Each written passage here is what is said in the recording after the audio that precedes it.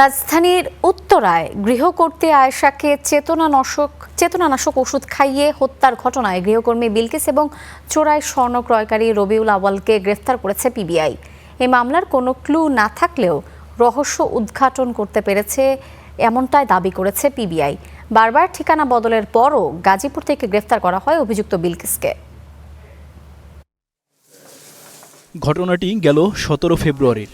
উত্তরার 7 নম্বর সেক্টরে একটি বাসায় রহস্যজনক মৃত্যু হয় গৃহকর্ত্রী আয়েশার। ঘটনার পর স্বর্ণালংকার ও টাকা পয়সা নিয়ে গা ঢাকা দেয় বাসার গৃহকর্মী বিলকিস। এর মাত্র দুদিন আগেই বিলকিস ওই বাসার কাজ নেয়। চেতনানাশক কিছু খাইয়ে তাদেরকে অজ্ঞান করে বাসা থেকে স্বর্ণ অলংকার এবং অন্যান্য জিনিসপত্র নিয়ে চলে যায়।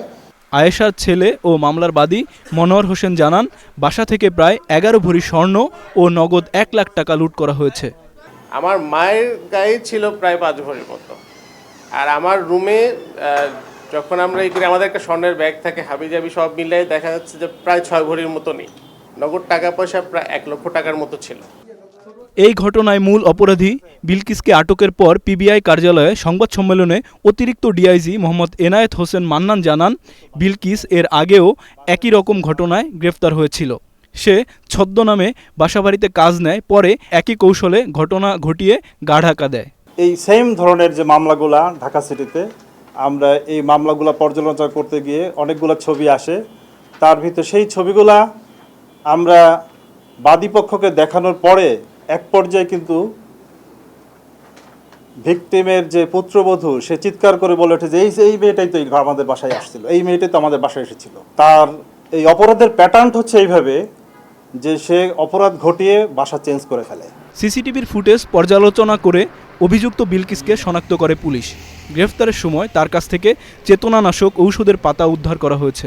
ইতিপূর্বে যেহেতু তার নাম আমি এই অন্য মামলায় চার্জশিট দিছি, সেই ঠিকানার সূত্র মেলান্ত থেকে তার হাজব্যান্ডরে গ্রেপ্তার করি ধরি।